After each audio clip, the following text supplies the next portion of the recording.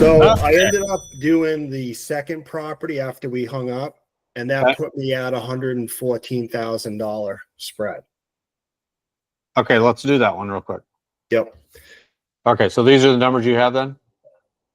My number, the ARV is 452. Okay, so I'm off 00675. We're off a little bit, but not enough to really move the needle.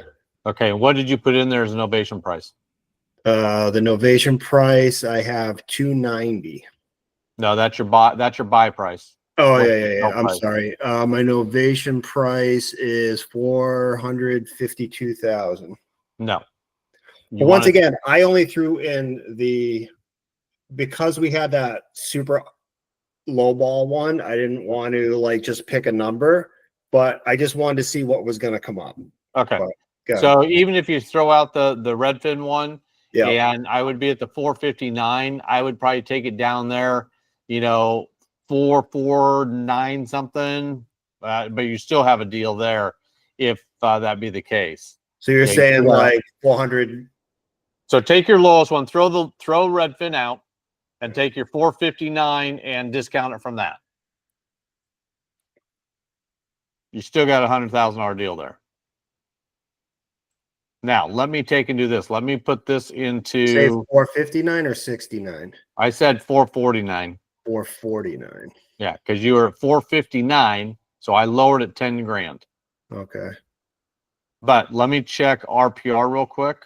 Wow. Okay, so on this one, RPR came up with 493.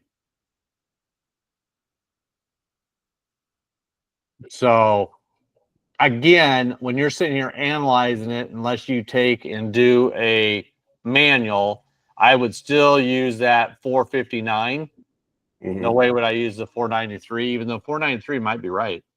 And you still have, $10,000 less. You still got a $111,000 deal. So to me, you definitely have a deal on that one. So what has to happen though is to make this work right for you, you're going to have to adjust the buy price on different ones to make them work. Well, and that's what I started to do earlier in the day because I didn't want 290 to be the buy price for each property, seeing that we have smaller properties and larger properties. Correct. And then I just wasn't sure where I went from there. Like where basically, yep. So this is simple. You take the 290, okay, times 5. So you got $1,450,000. Right. So with that, you just divide it out between those 5 properties.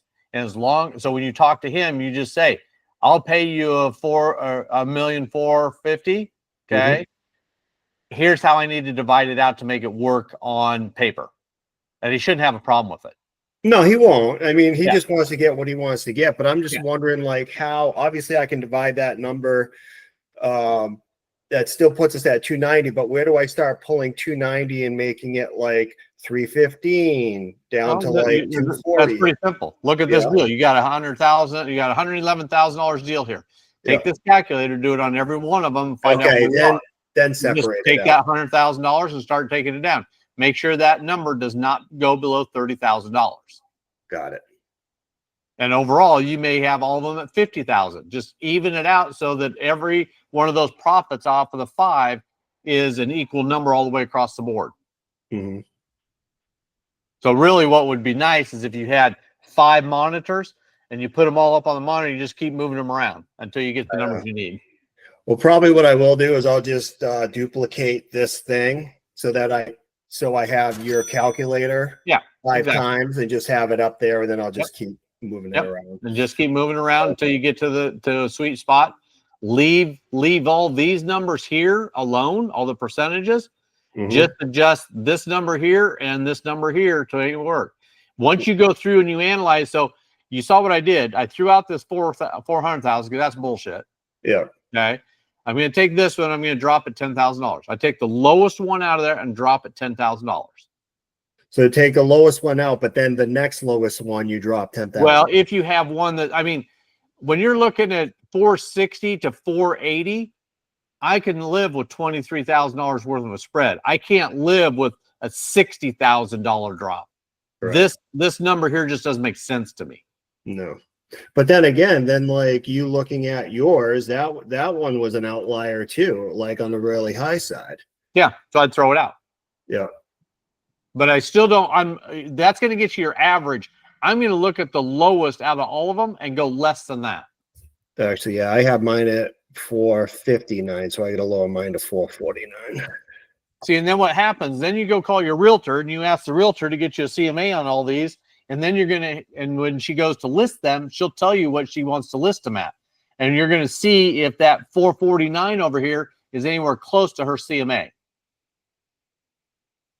Or if she's a good realtor for you, call and have her give you the CMAs, and then that's your buy price. Or not your buy price, that's your sell price. Yeah, so you just I gotta say though, the realtor that I'm working with, she's great and she does tons of stuff for me. I mean, she spent all day over at one of my houses cleaning it. You know, like she'll do anything. She's awesome. But when she comes, she's not. I don't think she's good at comping properties. And here's a good example of that. Like a lot of times she'll say, "Oh, I think we can get this." And I'm like, "Man, I don't see it." And I'm like, "Some of the comps you're sending me, a new construction, like you can't do that." No. So the property that we just listed on Friday, the one that was supposed to be rehabbed, she was telling me that somebody stopped by when she was there today. It was one of the neighbors, and he's like, "Oh, you're just asking too much for the property." And she's like, "Well, what do you mean?" And he told her what property he has, and she's like, "Yeah, you can't go off of Zillow. Like your property's worth way more than that." And then she said to me, she goes, "Yeah, we should have listed, this one for much more. People are probably not calling because they think something's wrong with it." I go, "I don't think so. I think it's the complete opposite. If you have a property listed cheap, like anybody who wants a deal, even if they think something's wrong with it, they're going to want to get eyes on it because they don't want to lose on a deal." So, but my guy over at 24-hour closings, he handles all the novations over there. He's a realtor and a paralegal. So I could potentially have him kind of pull numbers. I think I'd feel better with what he thinks the property's worth. And he said he'd list them for me. Yeah, and if that's the case, if he'll do it, great. If not, then just do what we're doing right here. And then once you get this 449, now go on and do a manual. Yeah. And just pull up on Zillow and see what's been sold and also what's pending. See what's pending in the area today. So what's sold in the last 30 and what's pending today, and see if that 440 number or 449 actually stands up. And that's how you re-verify. So that's exactly what my team does on a daily basis. They'll pull the average, or they'll look at this. They're going to look at this. They're going to discount it off of that, shove it down here, write the contract. But at the same time, they're going to pull manuals to see if this number here holds up under manuals. Okay, we know it's going to be close. And if I got a $100,000 deal sitting here, fuck yeah, I'm going to buy it all day long. I don't care if this number's $20,000 off or $50,000 off. Yeah, there's a lot of room. There's a lot of room because you're being conservative. Be conservative on your numbers. And you want to be the cheapest in the neighborhood. So use your cheapest comp and discount it off of that. Okay. That's the easiest. Yeah, it was funny. It's kind of a little deflated when we did that first one together. So I'm like, shit, man, I knew there was money in these deals. Like I looked at them really well. So you can't pay them $290 for that first one. I mean, no, but that's nice because now I can adjust numbers. Yep, exactly. But what I can possibly do too is just, if I have like another one that's kind of bombing out, I could just maybe say, "Hey, listen, man, I can't hit your number, but this property I can give you 290. This property I can give you 290. This one I'm going to need like 260." And see what he says. He seems very motivated, so I don't think he's stuck on that number. I think that's where he would like to be. So I think there's room to kind of negotiate still.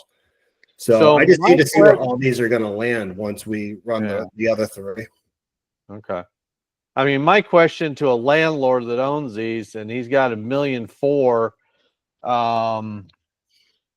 Let's see. I mean, he's going to pay $350,000 to $400,000 to the government on these. So he might walk away with $1 million. Yeah. Well, after closing costs, probably not. It'll be less than that, unless you pay all closing costs. But I would even negotiate this on that, is that he pays some of the closing costs. And how would you do that? Like half the closing costs? Is that what you would do? Yeah, that's a traditional real estate deal. Mm-hmm. I pay half, he pays half. Yeah, because that's going to save you several $1,000s across the board when you're buying 5. Yeah. So, but yeah, just work the numbers and look at that profit down there, and just keep that profit. I would sit there and analyze all of them until I got that profit number across the board even. All at 50, all at 40, all at 30, whatever that might be, and just even it out. If you have to give him, $200,000 for that first one to make it work, but you're going to give him, $350,000 for this one, who the hell cares? As long as it equals $1,450,000 or $1,450,000. Mm-hmm.